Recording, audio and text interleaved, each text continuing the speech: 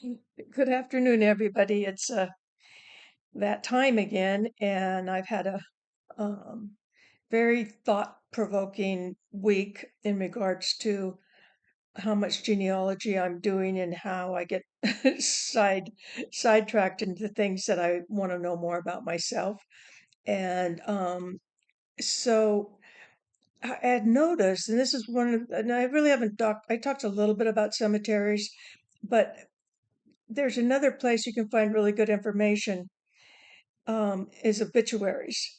And so I was noticing last week as I was printing some of them off, if they're old and harder to read, or if they're tiny, tiny print, or, a lot of times I'll go ahead and print them and then bring them back to my workstation and actually, read them. And there's such a variety of ways of expressing that people do when it comes to obituaries. Well, when I was getting started on the obituaries, and one of the things I was reading about was eulogies, and so I had to look that up and make that difference. And there's just ways that we acknowledge people, and sometimes acknowledging somebody when they're still alive can happen. That's very powerful. And there's also reasons in some other ways. I know that there is a certain amount of things that have to be published in the paper,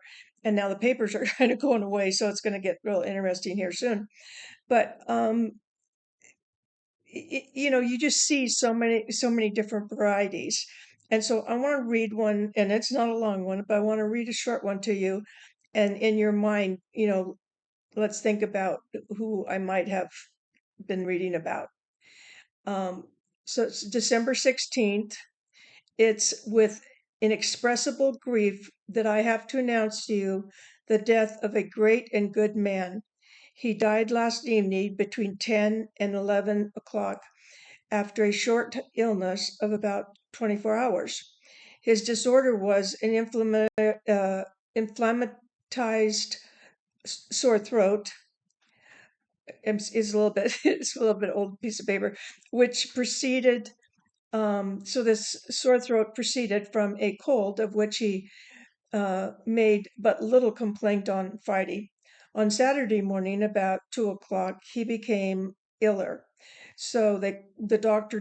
Dick, came and attended him in the morning, and then Dr. Crick came a little later, and then soon after, every medical assistant was offered, but without the desired effect. His last scene corresponded with the whole tenure of his life. Not a groan nor a complaint escaped him in extreme distress. With perfect resignation and a full possession of his reason, he closed his well spent life. Now, I'll give you a little time to think about it, but I want to know when you're done thinking. But it was a very impressive obituary, but very, very small and very to the point.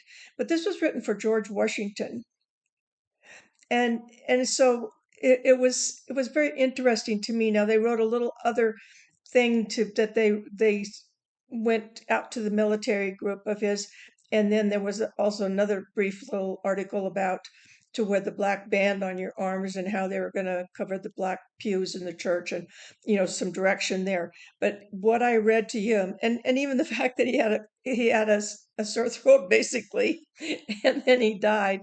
I want to see the chart notes and stuff, which that's one of the other places that I can get a lot of information on when somebody has died. And I'm always kind of disappointed when it hasn't been released into, the available formats that I can actually study.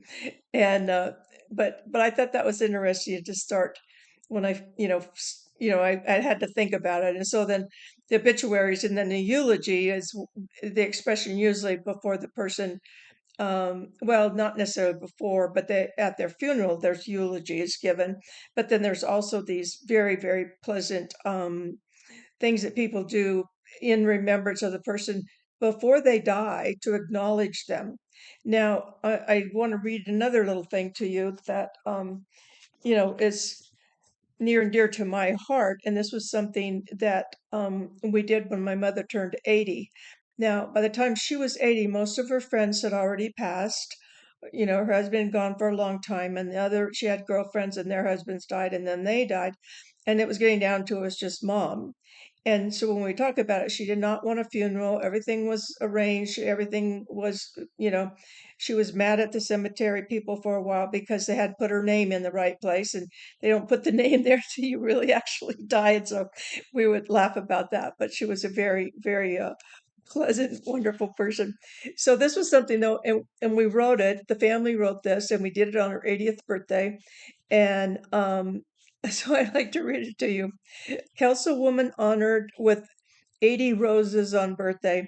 As if their love wasn't enough, the family of Patricia Jean McDonald were determined their grandmother and mother would have an 80th birthday celebration worth remembering. The 80 pink and yellow roses they gave her brought tears to her eyes.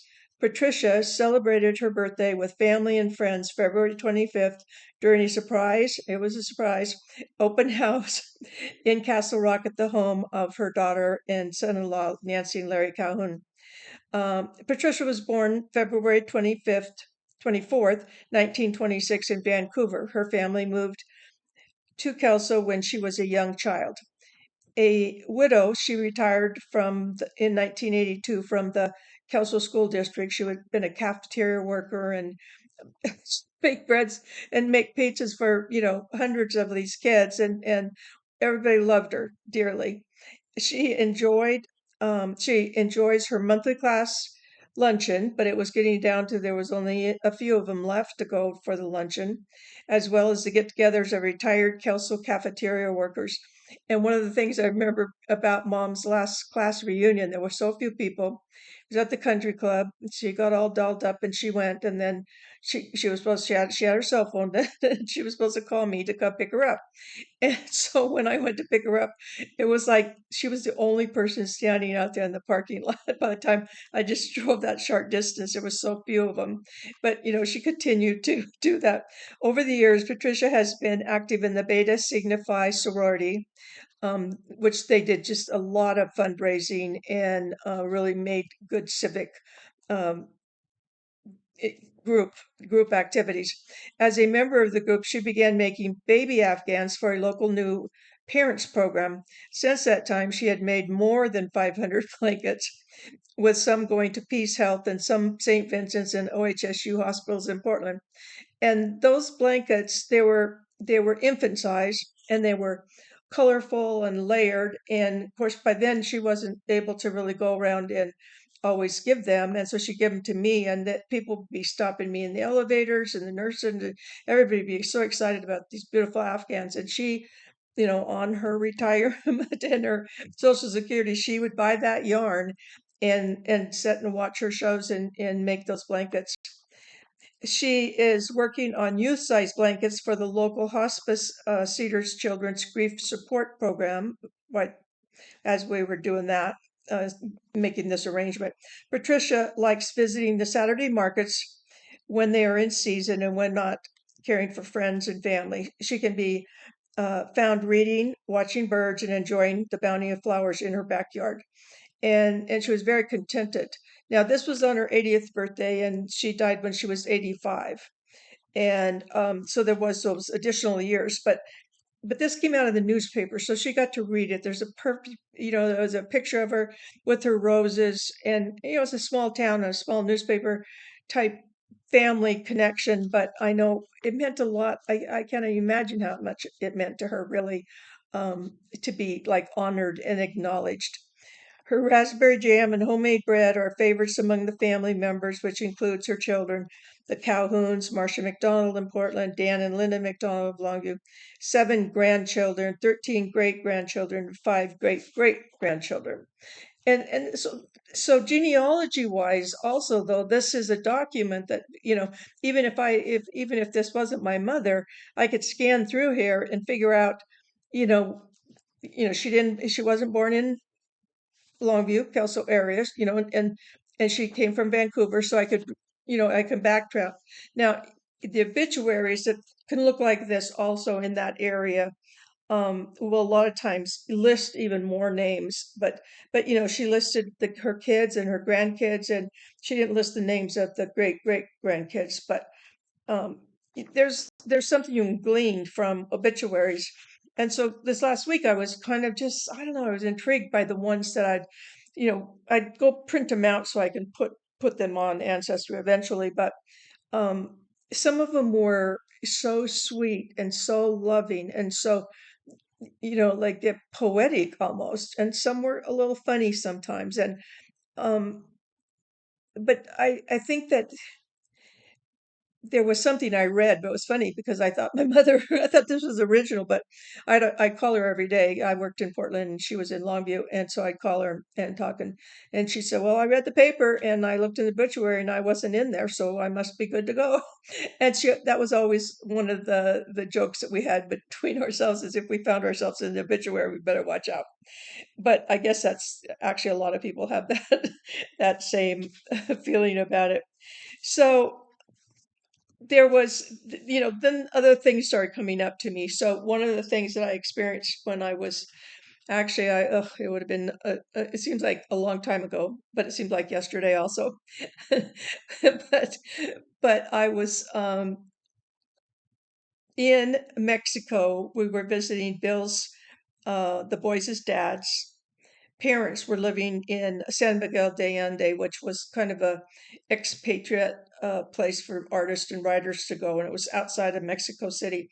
And when we arrived, it must have been around close to October, because I think they were doing this little, they were each writing an obituary for each other. So it was sort of like the acknowledgement for giving this to my mom when she was still alive was really very meaningful to her, and it was very powerful. And so I don't know for sure exactly. I'm familiar with, some of the things they do on the Day for the Dead, but I don't know if the actually people. I kind of tried to Google it a little bit to see if they were, um, if that was mentioned. But I know that the Day of the Dead, in Mexico, especially in other countries too, they go and they pack lunches, and they have they have a party at the cemetery, and it's very festive, and it's very, and then they have a temple in their house that actually acknowledges their ancestor people. And there, it's just different. I mean, different people have a different honor that they give to the people who came before them. And so as I'm doing the genealogy, it's continually showing up for me that it depends on where you live, but then, like,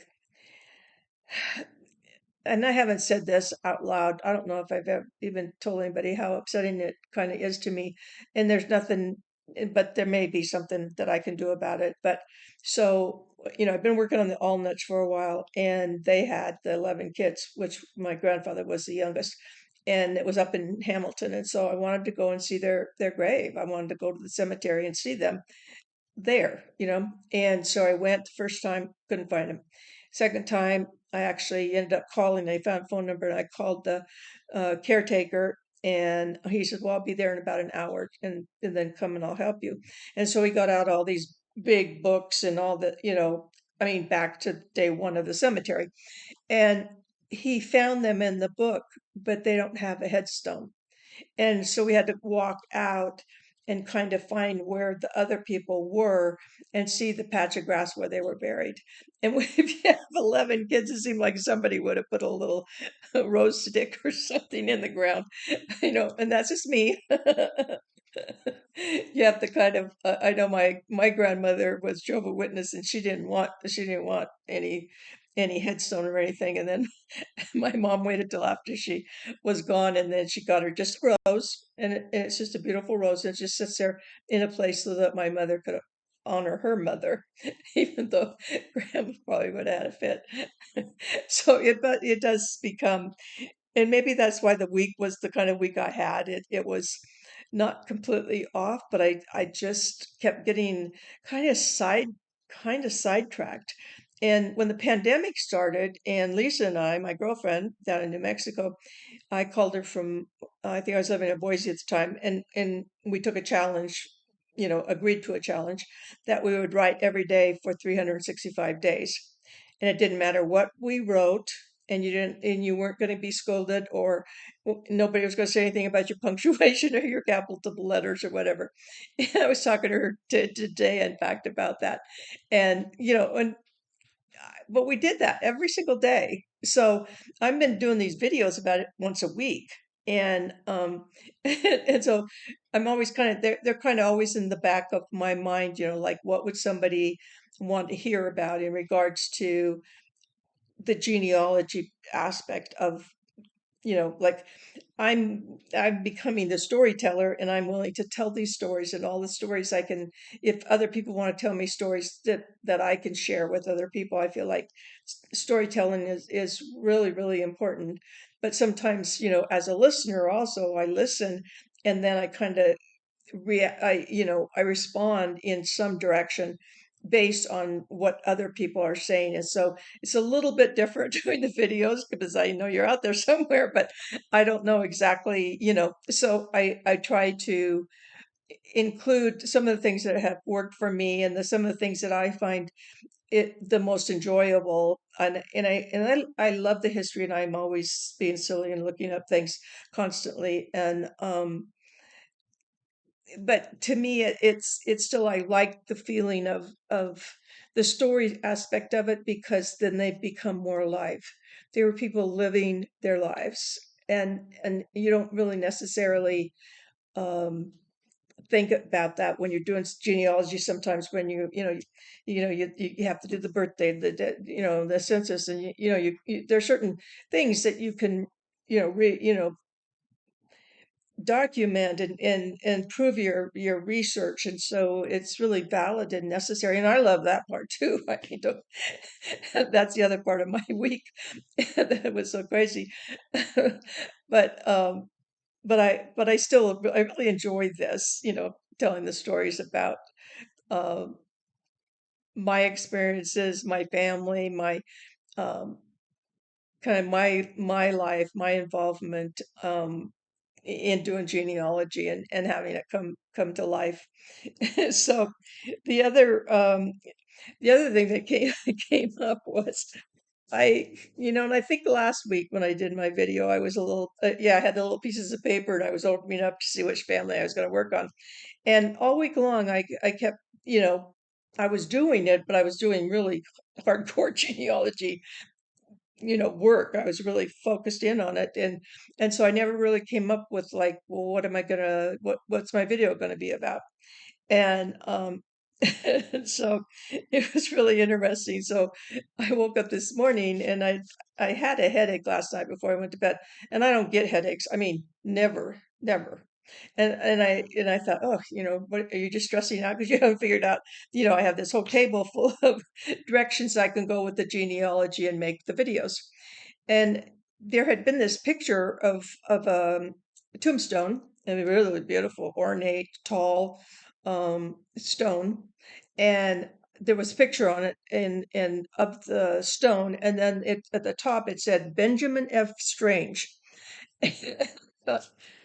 Strange. And there is, Benjamin is in the Allnuts, and my sister and I have been talking about Benjamin, who's supposedly played musical instruments and danced with our grandmother and won prizes. And we had that conversation this last week. So I thought, in my mind, I thought that was the Benjamin that we had been talking about. And then there is another Benjamin that's an Allnut, and I was not, there was something going on in that family with some comments that somebody had said to me, that I was kind of procrastinating doing that family. And I'll get into it, because I'll do the family probably next week, and you'll find out what I'm talking about. But anyway, his last name was Strange. So For some reason, I looked over the table today and I was upset because it's not paperless yet. I keep working at that. And there was this tombstone that was like on this Benjamin, strange. And then there was this other picture of this other Benjamin Allnut that, well, his last name no, wasn't Allnut. His last name was strange too. That was it. And so I had these two strangers, but they they weren't even all nuts, but they were both in the family. And so, like, I've just kind of pieced it together and, I'm really excited now. But it was so I kind of told Lisa it was like the week of being, it was strange. It was a strange week. And so, um, and then sometimes I try to figure out ahead of time, but I had a situation where I was trying to send something to my brother through Ancestry.com messaging to see if it actually worked, and he didn't get it. And so then I talked to my son, who's kind of my sore quote person, and he said, "Well, you know, do it again and see." And so I called my brother, and so I'm trying to send this thing back and forth. It would not go through. And then about 10 minutes later, I get an email so my brother's name is Daniel McDonald, and I got an email from another Daniel McDonald that was not my brother. And the only way I knew is my brother had a picture of himself, a small circle that has his name, and the other guy didn't have a picture. And so talk about getting distracted. It was like then I'm like, texting him, telling him to get on the phone, and we're trying to figure out, well, who is this Daniel? So I asked this person some questions, and the questions were vague and made me feel a little bit like it's somebody that might not even have a tree, but there might be looking for somebody. And there was questions about, well, who's your dad? And do you know my dad? And then all of a sudden it just went cold. I haven't heard any more. Which I will probably follow up on because I have ended up a lot of people show up like that for me to be able to help them do those little, relax into it and figure out what's troubling them, because that I never took up genealogy to, other than just the interest of knowing my past and my history and, you know, and all that. So anyway, I think that's it for today, and we'll see when I catch you probably next week or sooner. So have a great day. And it is the weekend. I have trouble sometimes after retirement. You forget if it's the weekend, but I do know it's the weekend. And you'll see me later. Bye.